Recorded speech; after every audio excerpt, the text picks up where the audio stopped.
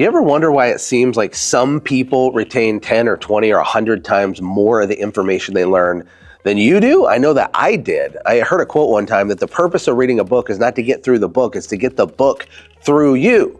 And if you're like me, you like to learn maybe in a unique way. I'm an audio guy, right? There's kinesthetic learning, there's audio learning, there's learning by seeing, visual learning. Everybody's a little bit different, but a few years ago, I learned a couple things that changed the way that I learn. That's been huge for me. I want to give you some tips, because if you are going through courses or reading books or even going to live events, if you're listening to podcasts, if you know the thing you're studying is gold, that it could change your life, it's a big deal.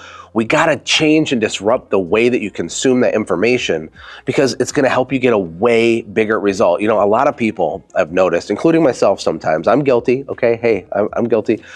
We actually consume content as a form of entertainment, right? It's a way to turn our brain off and to feel like we're being productive, but maybe we're not, right? So if you come across a book that you know is a big deal and it's relevant for you, I'm gonna share some tips on how I take notes a specific way, how I reteach what I learned in that book, and a couple other hacks that will help you. And it's a big deal. You know, back to that quote, the purpose isn't to get through a book, it's to get the book through you. I also heard Alex Hormozi do a video on this. When he gets through a book, and it's a good, valuable book, when he gets through it, he immediately starts over and reads it again. Another thing that he does, that I do too, is when he's going through the book, he takes notes while he's going through it. Another thing that I heard him that he does, that I do too, is when he's reading the book, he listens to it in audio while he's reading the book. Now, these things seem like small things. They're actually a big deal, because again, you want to get mastery over subject matter. You want to really know permanently the stuff, right? It's okay to be entertained if you want to read a novel or even a business book for entertainment's sake, but if you want to level up way faster, consider slowing down the way that you learn, because now it'll stick for the rest of your life. There are a couple things that I do, whether it's at a live event or even if it's a book. I'm going to give you an example of a book. This one's a couple years old that I did it, but I take detailed notes, and I even use colors and I color code them. And no, I didn't make these notes just to make a YouTube video. Like I said, this is a few years old. I started doing this years ago because it helps me retain and be able to re-articulate the knowledge that was in the book forever. Then I have it, right? Isn't that what you want? So anyway, take detailed notes, go slow. You can listen to audio while you're doing that, or if you're at a live event, record audio, sit your phone on the desk, record the audio, take notes while you're doing that. And then the other big hack is to figure out a way to reteach or re-explain or re-articulate the stuff that you just learned. You know, a lot of people don't realize one of the best ways to learn is to teach. And you might not be a formal teacher, that's totally okay. But re-articulate what you learned to someone, to your wife, to your kid, to your dog. Make a Facebook Live video, reteach a portion of it, or just re-explain what you learned. And it's this combination of doing it this way that makes such a huge difference. It really, really does. So the notes for this particular book, I'm also gonna give you these notes. I'll put a link in the description of the YouTube video just in case you wanna nerd out. This particular book is called There's a Customer Born Every Minute. And this book came highly recommended. I will admit there's lots of books that are just not that good. I think modern books often are not that good because people just churn them out, where books from 100 years ago, a lot more effort was put into the books, you know. But if you know a book is good, you want to do it like this. You want to read it slow. You want to take notes. You want to listen to it. You want to start over and do it again. Do it 2 times. Do it 3 times. The goal isn't to read 100 books a year. It's to get mastery over the really good books that will be valuable to you. So anyway, There's a Customer Born Every Minute. It's about what we can learn from P.T. Barnum. If you're not familiar with P.T. Barnum, he was actually the second millionaire in the United States, which is kind of cool. And he's the guy that did all this crazy showmanship stuff. He was an entrepreneur. A lot of people didn't like him. They thought he was a scammer. He did a lot of really kind of edgy stuff, but he was an unbelievable marketer. And this is an awesome book. If you want to get it, it's called There's a Customer Born Every Minute. So I'm going to go through my notes with you. I'll put some of the notes up on the screen. You can follow along. I'm going to go really, really fast, but I did put a link to these notes for this book in the description. And I have a YouTube video about P.T. Barnum that you can click at the end of this video if you want to learn more about him. Because if you have a small business, we need to market louder. We need to do it, and there's no one better than P.T. Barnum to learn from regarding that. So let's get started here. So P.T. Barnum's 10 Rings of Power. This is Again, kind of his 10 principles, 10 core things. I'm going to go real quick through these notes. There's a customer born every minute. Stop thinking small and locally.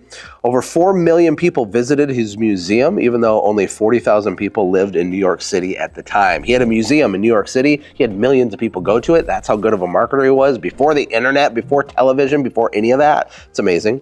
He believed in using skyrockets, the power of publicity stunts. A lot of local businesses don't even think thoughts like that, but get your creative juices turning here. He used an elephant one time to plow a field near a train track so that people saw it. He was actually the guy that brought the first elephant to the United States back in the day, which is such a weird thing. But he did this to draw attention to his museum. It was a publicity stunt. And he had it plow this field for like 6 months straight, even though the field didn't need to be plowed, just to get attention. And it was crazy. It was a 6-acre field. He plowed it over 60 times to make sure that the story got noticed sufficiently. He believed in giving people more than their money's worth. He used outlandish stunts to get attention, but made sure to always over-deliver. Business is all about expectation management. You know, I heard a quote that says, all conflict comes from unmet expectations. And in your business, the way you deliver your stuff, no one's perfect, but if you have a system and a way to always wow and delight and exceed expectations, really, really good things will happen. He also believed in the power of printer's ink.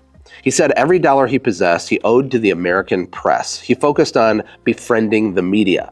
And yes, this is a long time ago, and there was tremendous power in newspapers and things back then. But the principle is still true now. Like, who can you become friends with that has access to an audience, even if it's locally? He believed in persistent advertising. He continuously advertised what he had for sale with an evangelical zest. He was a massive advertiser. He believed in helping people get results. He was strategic. He was a masterful networker.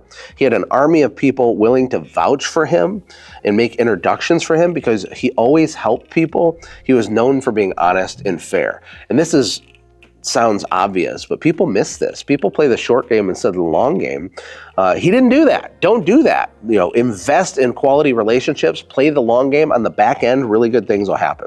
He negotiated creatively. He treated employees with respect. He paid his staff well. He shared his profits with his team. He was generous with partnerships. You know, he'd always let the other person get a little bit more than they hoped they would because, again, he's playing the long game.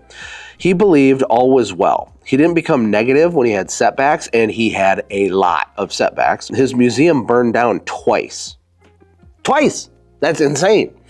He rebuilt his fortune. His mansion burned down, his actual house, his mansion. He rebuilt it. His wife died along with 2 sons, which is just terrible. But he had unshakable faith, and his gravestone says, "Not my will, but thine be done." He loved Jesus. Shout out to you, P.T. Barnum. He believed in the power of the written word. He was imprisoned for his religious writings. I don't know a lot about that. I need to go back and circle out back about that. He was an author, and he had his wife finish the last chapter of his autobiography after death. And he wrote letters to people. Now, this goes back to relationships. He'd actually sit down and write letters to people. In today's world, that is an unbelievable thing. You could write a letter to an important person or to a partner or something, and it's worth like 100 times more, even than it would have been back in his day. He believed in the power of speaking. He believed public speaking could move mountains. Being a master communicator, learning how to move people, make them feel something with your words is a huge advantage in any business. He coined the term profitable philanthropy because the more famous he got, the better his businesses did. He also ran for political office. Okay, now here's some rules for success by P.T. Barnum. Be careful to collect the right kind of business that suits your natural inclinations and temperaments. Make sure you're in the right business. Let your pledged word ever be sacred. Whatever you do, do it with all your might. Sobriety. He didn't drink or anything. Be hopeful, but not too visionary. Many people fail because they're too certain of success up front, and then they're blindsided by adversity and emotionally unprepared. Is that you? I'm guilty of that. I'm an extreme optimist to my own detriment sometimes.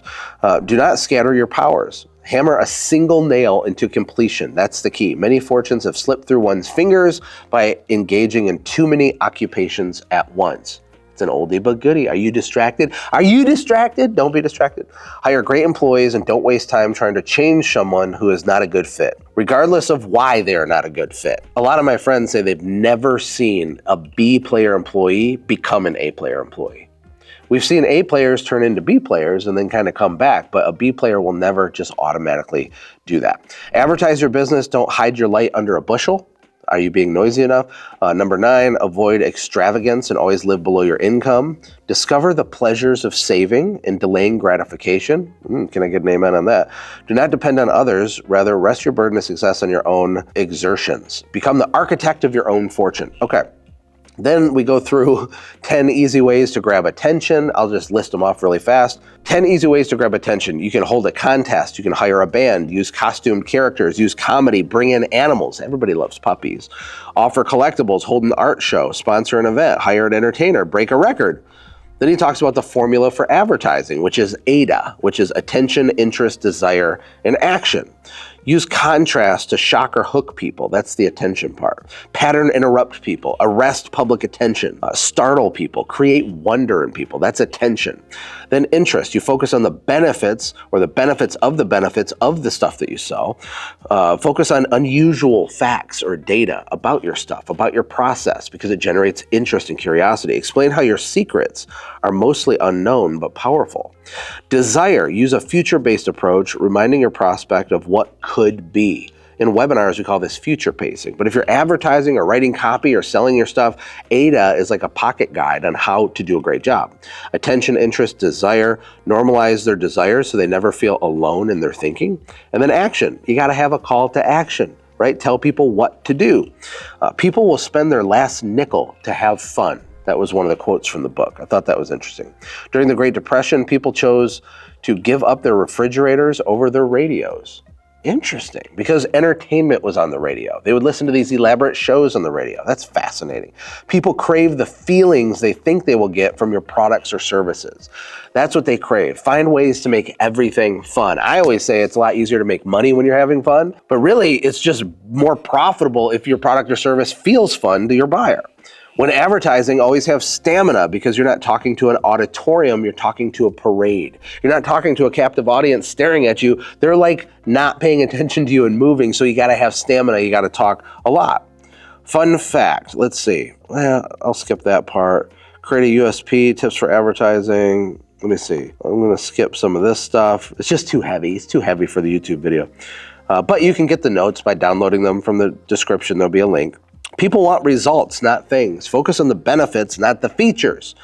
We've all heard that. People buy with emotion and they justify with logic. So use emotionally charged language. An example, here's a before. Indian War Club. After, the club that killed Captain Cook. Before, the roof of a building. After, an aerial garden. Before, a hippo. After, the great behemoth of scripture. This was him taking an idea and turning it into something totally fascinating with words.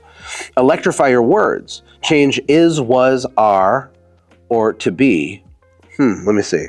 You want more active words. Let's see. The meeting starts at 7 p.m. sharp.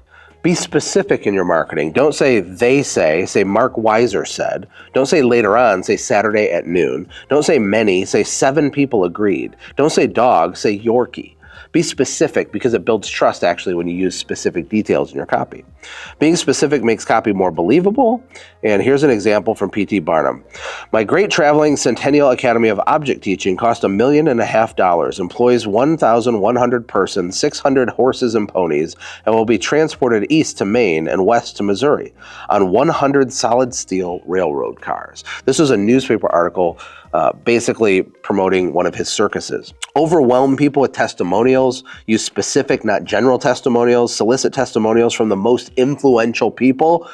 Remove the risk. Always offer refunds. Less than 2% of people even request refunds on average from any business.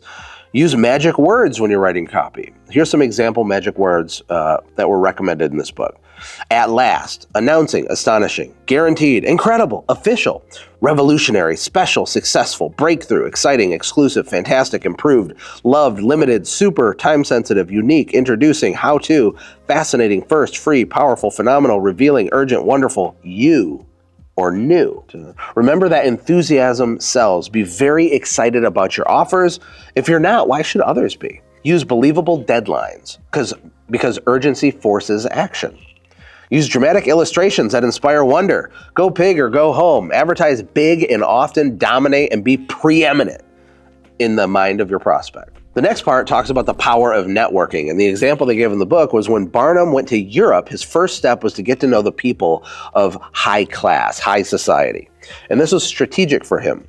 He eventually met the Queen, but he met lots of fancy people in Europe. Then he would have articles written in the newspaper about how he met that person, right? And he would use it for marketing because everything is marketing and marketing is everything. He leveraged those facts to advertise and market to the masses and make a fortune. An interesting quote P.T. Barnum said was, "I'd rather be laughed at than not noticed at all." Reminds me of Donald Trump. No press is bad press, right? And I'll land the plane on this. You can download these notes and go through the rest, but I just want you to remember that the point of this, here's my question to you. How well do you think I understand the book? Because I read the book slow. I have screenshots of some of the pages. I took detailed notes and color coded them. And then I've retaught this book even before this YouTube video. It helps it stick permanently in my brain. So that's it. If this is valuable to you, please let us know in the comments. Like and subscribe the video. Share it with your weird cousin or your weird neighbor, right? If they have a small business and they want to grow. Our YouTube channel, we care about you. We care about entrepreneur families and small business owners. What type of content would you like to see us make? Do you like this book report style thing? I have a lot more where this came from. Let me know in the comments. We'll see you in the next video.